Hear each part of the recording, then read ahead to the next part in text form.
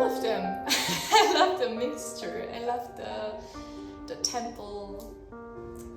I love the coaching sessions. I like the workshops. There are so many different dimensions which we are moving in, like between the very physical and the spiritual, but also being in touch with other women on so many different levels.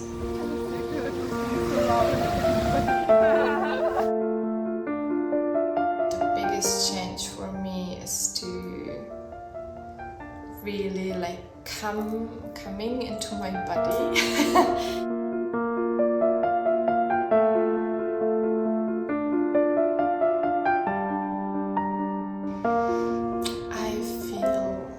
Powerful. Yeah, that's the word, that's the right word.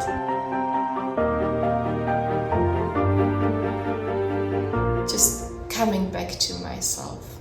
And that was also one of the reasons I wanted to join. Come into the yin energy and learn to trust again and just be without any pressure to do anything.